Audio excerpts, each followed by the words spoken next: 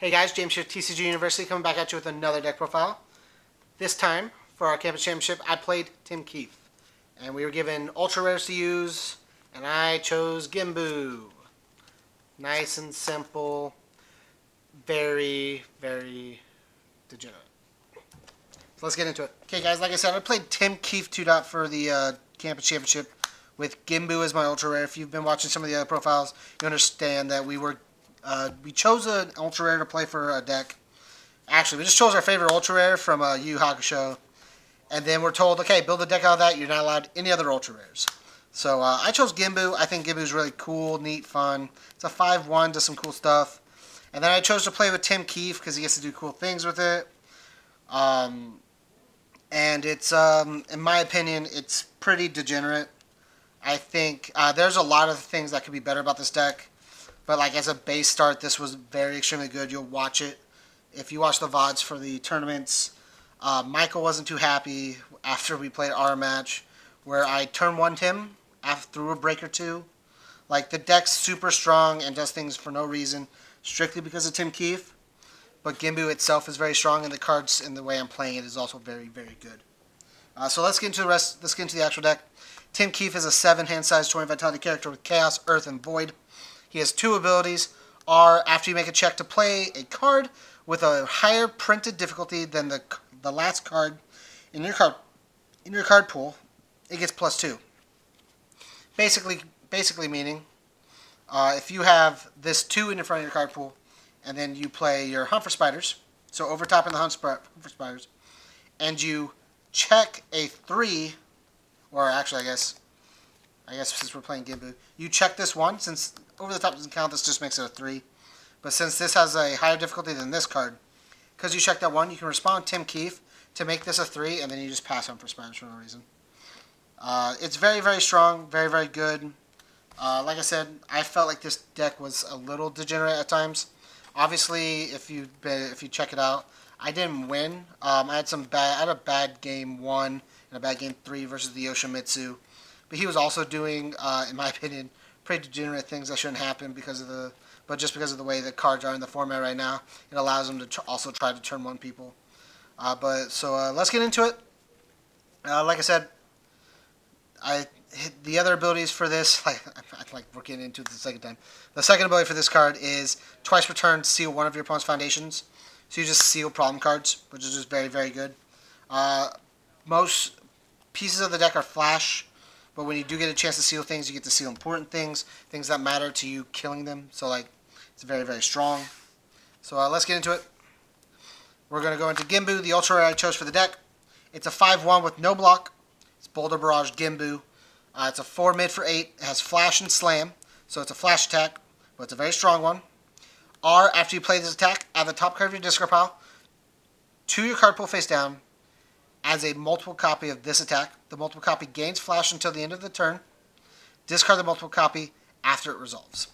So you get to send out 2 4 for 8s flashes that are just nice and free. So like if you play Over the Top on its 2 and then play Boulder Barrage on a 5, if you check a 3, there's no way to fail it because Tim Keefe just gives you +2 to check.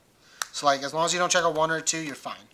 And like it's just being able to do that on like turn 0 is just really, really strong. Next we're playing Hydrofork. I actually really like this card. It actually might get bumped up some more when I do more playtesting. I think this is a solid teams deck if it's still going to be legal for Nats, in my opinion. It's a powerful 3 slam combo. Attack Foundation is the combo. Requirements is the 4/2, 1 low block, 4 low for 5. Combo E, you may discard foundations from your card pool in addition to momentum to pay the cost for this attack's powerful cost. We're playing a lot of things that add to the card pool, so that way we have things in front of our cool cards. So that way we don't have to continuously play cards out of our hand just to get the cool bonus off of Tim Keefe. And this says at the end of the chain, when you pass it, use all those cards you added and get something out of it. Now we're playing 4 Reduction. This card's very good. Gives 2/2 to everything. Gives us a random momentum that we can use for Hydrofork, which is very, very good. Has Breaker 2 on defense if we need it. It's a 3 diff, so everything basically in front of it outside of the other 3 diff we play is going to get +2 to a check because of Tim Keefe. It's also lower than our Over the Top, so we can +2 the check for this if we check a 1 or something. It's very, very good. Gives plus 2/2 to everything as a static. That's the main part of this, because it makes this basically a 6 for 10, and then the multiple copy is a 6 for 10 as well. Just making things super strong. And if at any point you get multiple copies of this into the card pool, it's incredibly nuts. Next we're playing for Syndicate Slice. This card's really, really good in Desperation, because you can play any of the 3 diffs and play this after it and still have it be cheaper than this. But when using Tim Keefe, because the printed value is higher, it gets very, very good, and you get to use the ability. Gives plus to your check so you can play things for later. So you give plus to the check for this because it's higher. Give plus to the check for this. Play a foundation in between it. You still get the plus for this. You get the plus from Tim Keefe. You can do a lot of cool, sneaky, little cheeky combos. And if it's blocked, you draw a card. So like it's just, there's some value there. We're playing 4 Kneecapper. It's a 3/4 flash. Gets 2/2 from the reduction, which makes it a 5/6, which makes it very, very cool. If it's blocked, it ditches from the card pool, which is very good. And then if it's not, it's still lower than half our attack base, so we don't have to worry about it clogging the pool, because we can just get plus 2 to our checks from Tim Keefe. This is one of the cards I think I would take out, but I want to do some more testing. Obviously, I only played a few matches, so I didn't get to really test this card out, but I think Yamato Damashi is really cool. When we get a speed bonus, we give plus X or minus X damage when an attack gets it. So reduction will give speed or speed and damage to something. Then we respond to Yamato Damashi to give it more damage. And then we keep it in the card pool because it's a 2 diff. And then we can play our other cards after it and get value out of it because of Tim Keefe's ability. So like, even if we play a flash attack, like our Gimbu, so like if we went reduction and a Gimbu for our ability, when the attack comes in and gets the 2/2 from reduction, we can respond to Yamato Damashi to give it 2 more damage, keep it there, get the multiple, this ditches, play another card because it's still there. It's just, there's some really cool things you can do with it, and I just never got to really try. Onto the cards that we put in our card pool and use from our card pool to really abuse Tim Keefe. For Humphrey Spires, while in the card pool, we can flip it down into our staging area, so it gives us a foundation. Flip something we don't like, and then say for like our 5s and 4 diffs, it gives plus 2 to our checks.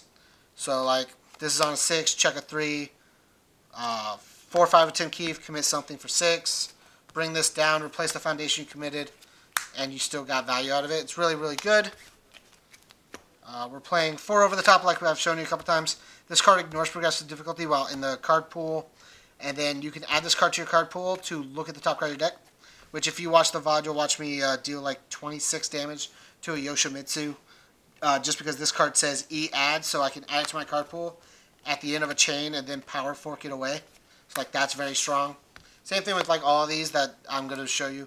When they add things to the card pool, you can just ditch it later in the turn. Same thing with like this Fusion Refusal.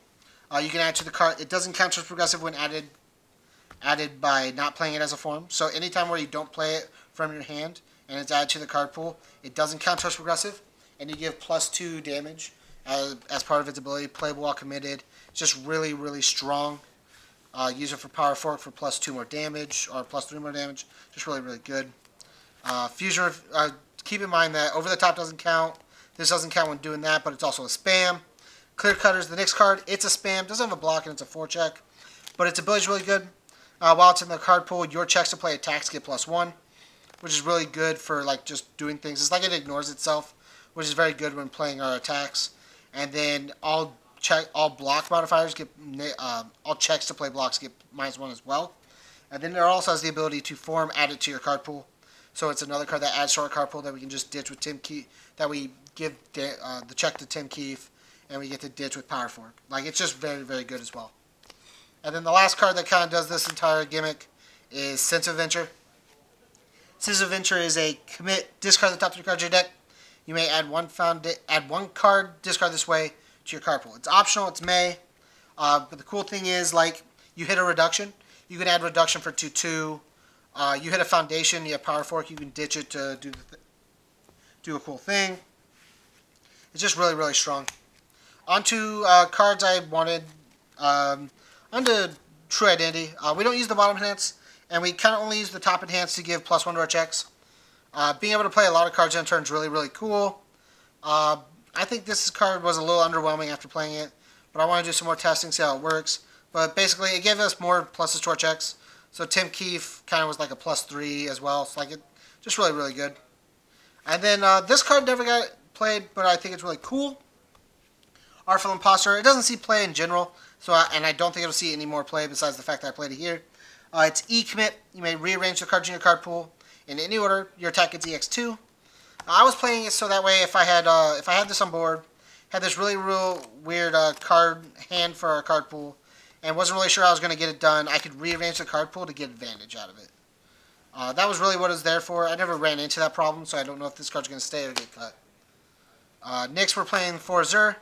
Zur's really good. We get to ready it by just ditching it. You know, it's a spam as well to add to our card pool. Same thing with Iron Will. It's a spam to add to our card pool, and we can commit to give speed to make sure our attacks get through. 3 Face of Monster does all the cool things for defense. And then 3 Outworld Xeris, we can get rid of problem cards. It's the best thing about this card. Thanks again for checking out the profile, guys. If you liked the video, make sure to like, comment, share, subscribe. If you want to support us, go to patreon.com/TCGUniversity. And as always, guys, stay learned.